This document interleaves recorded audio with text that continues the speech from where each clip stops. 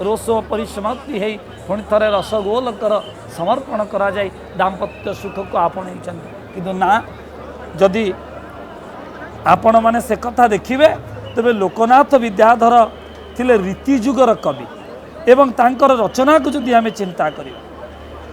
श्री जगन्नाथंकर रथावतरण और नीलाद्रि विजय ताहार वर्णना बेस चित्रात्मक भाव में प्रदान करती नीलाद्रि महोत्सवर कवि यार चाक्षुष बरणी प्रदान करने कौन कहती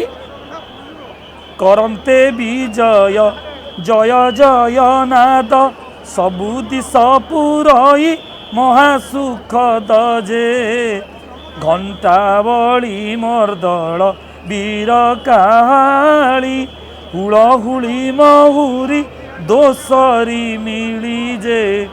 शंखट मक आदि मंगल सोन वेद ध्वनि करती अग्रे ब्राह्मण जे परम मंगल मंगल विधान करती रमणी यतर गमन जे दैतापति माने चारि पासरे के पृष्ठे के पासे के पुरतरे किंतु लोकनाथ विद्याधर ए काव्य सिंहद्वार रुद्ध हबार कथा कौटी वर्णना करा जाए ना तेणु एक कथा ए रचना स्पष्ट करा जाई पारे रचना को आधार करा जाई पारे जे सप्तदश शताब्दी पर्यंत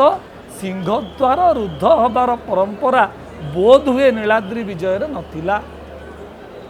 केवल लक्ष्मीनारायण को वचनिका जहाँ दक्षिणी बंदापना पर दक्षिणी बंदापना अर्थात सात पहाच को श्रीजीव माने अतिक्रम करिगला पर गरुड़ स्तंभ सम्मुख में दक्षिण मुख कराई एक बंदापना करा जाए जहाँ को दक्षिणी बंदापना बोली कहा जाए तेणु प्रथमे बड़ बाड़र खाउंदर बंदापना सरी से रत्न सिंहासन रे विजय हुंती तापरे देवी सुभद्रिका जितेबाला पहुँचती से स्थान में पुनः बंदापना करा जाए से रत्न सिंहासन रे रुंधा हुंती जितेबाला महाप्रभु स्वयं पहुँचती से दक्षिणी बंदापना पर ए जय विजय द्वार को रुद्ध करा जाए तेणु सिंहद्वार को अवरोध करिवार वर्णना सप्तदश शताब्दीर कौन कवि रचना एजावत परिलक्षित ही ना ये हूँ प्रामाणिक तथ्य आपण मानक सम्मुख नीलाद्रि महोत्सवर रसवर्ण रसतीर्ण वर्णना अनुसार नीलाद्रि सिंह श्री जगन्नाथ सिंहद्वार रे प्रवेश करती रमा रमण श्री जगन्नाथ द्वाविंश 22 पावच्छ आरोहण और स्वारोहण करी जानती से परि भाव में गमन करी जाई जगमोहनपुर श्रीमंदिर जगमोहन रे श्री जगमोहन प्रवेश हुंती यार पूर्व वर्णना अनुसार दासी मानक अनुरोध रे श्री जगन्नाथंकर चाटुपटु बाणी शुणा अभिलाष रे देवी लक्ष्मी निर्देश रे सेतेबेलू श्रीमंदिर जय विजय द्वार रुद्ध करा जाई था अर्थात जगत जननी देवी भगवती जानी था जे मुझे चिरकाल अवरुद्ध कर रखिपारि ना मुझे चिरकाल द्वार दे पारि ना किंतु पत्नीर सुलभ गुण पत्नी सुलभ गुण पति चाटु चटु बटन शुणापी एभली एक लीलाभियान करती एवं ए कथा जदि सप्तदश कथा को आम चिंता करी शताब्दी कथा चिंता करिबा तेबे 788 ख्रीष्टाब्द जेतेबेले द्वितीय जजाति बा महाशिव गुप्तंकर समय जेतेबेले महारी प्रथा संपूर्ण रूपे श्रीमंदिर रे प्रचलित थिला एवं भाद्रव शुक्ल द्वादशी दिन इंद्रध्वज पूजा दिन जेतेबेले राणी अंतपुर रे गजपति विजय करुथिले आज भी से सिंहासन अच्छी राणी अंतपुर कारण जेतेबेले आपण देखिबे श्रीमंदिर रे राणी नर अलगा रजा नर अलगा राणी और राजा नर को जोड़िबा पाई छात रे बालकनी भाया एक छात संयोजित करा जाई अर्थात तिथि बार नक्षत्र देखिकी राजा राणी पाखक विजय कर तेणु एक मुदुसुली सेवा अच्छी श्रीमंदिर सत्वलिपि से मुदुसुली सेवा कौन ना जी भाद्रव शुक्ल द्वादशी दिन राजा जितेबाला राणी अंतपुर को प्रवेश करती से सिंहासन उपवेशन करती सेठी कौन पुरुष को अनुमति न थाए तेणु जड़े नारी छत्रदंडधारी जहाँ को मुदुसुली सेवा कहुए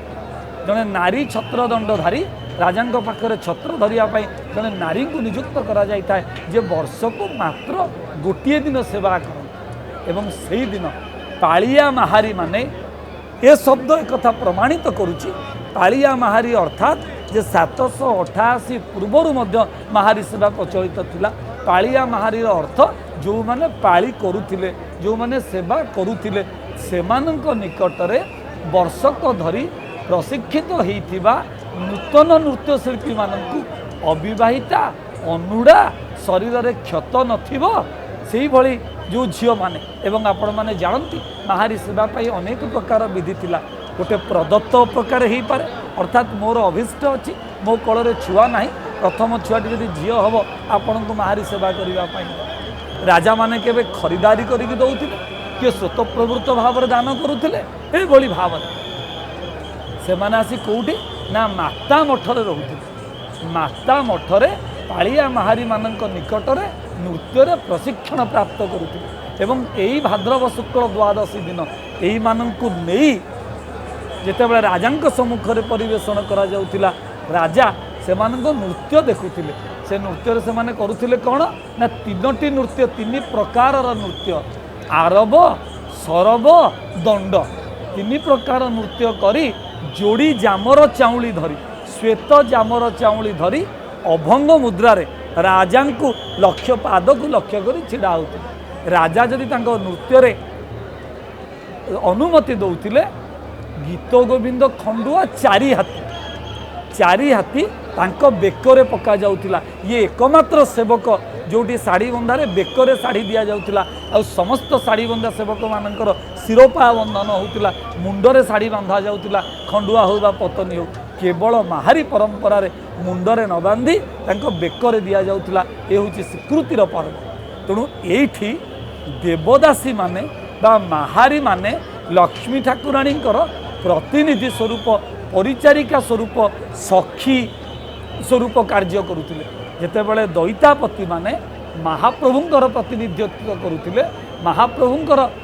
काम करुले ठीक तार अपर पार्श्व महालक्ष्मींकर परिचारिका भाव में यही महारी मानक नियुक्त करा जाइतिला ए महारी मानक दायित्व दि जाइतिला। तेणु सप्तदश शताब्दी रे जदि लोकनाथ विद्याधरंकर आपण रचना को थरे अवलोकन करेंगे तेबे महारी मानक कही यही महारी मानक भितरु जड़े हरप्रिया दासी होता अर्थात लक्ष्मींकर दासी एक दासीर नामकरण होची पुराण अनुसार हरप्रिया। तेणु जड़े हरप्रियार भूमिकार अभिनय करुला से ही जाई जय विजय द्वार को रुद्ध कर आपण देखिपे ये मुहूर्त पूर्व आपण मैंने से दृश्य को अवलोकन करुले गोटी पुओ नृत्यर अपूर्व छंद बंध नृत्य को आपण मैंने देखुले जो गोटी पुओ नृत्य अर्थात गोटे पुओ को नारी बेश सुसज्जित करी ए नृत्य परिवेषण करिवार अपूर्व बंध परिप्रकाश करा जाउतिला। एबे छत्र पहुँची गले जहाँ सूचित करुछंती एबे देवींकर पहंडी आरंभ होबार समय इंगित हो सारी एबे पुणी थरे देवी को घसा जल बिड़िया मणई करा जिवो तापरे पहंडी आरंभ होब जेमिति सुदर्शन महाप्रभु चक्रराज जाइथिले स्कंद आरूढ़ होई सेमिति स्कंधारूढ़ा ही जगत जननी मध्य शून्य पहंडी रे पहुँचे जगमोहन पर्यंत सेठी पुणी थरे दक्षिणी बंदापना हम दक्षिणी बंदापना पर पुणी थरे रत्न सिंहासन पर रुंधा हाँपाई प्रत्यावर्तन करिजिबे। तेणु चाटू पटुवा आसी चाटू पटुवा आनी शुणापी महालक्ष्मी ए लीला विलास को रचना करती बोली विद्याधर महापात्र तांक रचना रे सुस्पष्ट करिसेंती। सुस्पष्ट कराइछि कौन ना आंभे माने तो देई अछु कपाट बाहर रही प्रभु अमोर पाट गो आउ तुम्भकु आंभ मानंकु जेते विनय करंती ताहा कहिबी केते गो एहु अमृतवत वचन शुणी आनंदे विहोलित हेले ठाकुराणी गो सेते नुहंते किछि कठोर चित्ता सरल हृदय धीरा पतिव्रता जे तेणु मान मानसे धरी न पारी अनुज्ञा दियंती पुणी सहचोरी गो एबे कबाट जाई फेड़ बहन प्रभु करंतु भीतर को गमन। जड़े महारी बा देवदासी जी हरप्रियार भूमिका निर्वाह करती अभिनय करती से जाई ठाकुराणी को कहती जे ठाकुराणी जे महाप्रभु जेते चटू पटू वचन कहले से वचन शुणिला परे आम हृदय विगलित हो गला आम आउ धैर्य धरी रही पारिलु नाही माँ सान्ताणी गो रोष परिसमाप्ति करी एबे दुआर खोलिबा हो तेणु ए कथा आउ गोटे कथा को निर्देश कर जे सप्तम अष्टम शताब्दी पर्यंत आपण वर्तमान जो लक्ष्मी नारायण वचनिका शुणती से बलरामंकर हस्तक्षेप कथा शुणती बलरामंकर हस्तक्षेप कथा ये शुणती जे बलराम कहती जे मो घरे एमती पाटितुंड कहीं हो ये अवगुण हो गला मु कथा दौची हम ना एबे कबाट फिटाओ देड़ुसुरंकर कथा शुणी लक्ष्मी सान्ताणी आउ कथा कहती ना ये हूँ ओडिया घर परंपरा देड़ुसुर को सम्मान दबार परंपरा गुरुजन को सम्मान दबार परंपरा किंतु सप्तदश अष्टादश शताब्दी पर्यंत केवल हरप्रियांकर कथार लक्ष्मी निज दासीर कथार कबाट फिटई दबार परंपरा अनेक रचनार प्राप्त करा जाई अछंती तेणु हुएत अष्टादश शताब्दी पर्यंत बलरामंकर हस्तक्षेप को स्वीकार करा जाई नथिला तेणु जेबे सिंहद्वार रुद्ध करिया कथा परंपरा आसिला अष्टादश शताब्दी परे हुएत ता परवर्ती अवस्था बलरामंकर हस्तक्षेप अनेक कवि निज कल्पना विलास करिसेंती निज कल्पना प्रस्तुत या रचना करिसेंती इठी आउ एक चमत्कार तत्कालीन परिवेश को मध्य कवि माने लिखिबार प्रयास करिसेंती जेतेबेले गुंडीचा घर जीवा कथा कहिसेंती सेतेबेले दासी कहिसेंती जे कवि दीनहीन मतींकर जो अप्रकाशित पुस्तक हूँ यात्रा कदम्ब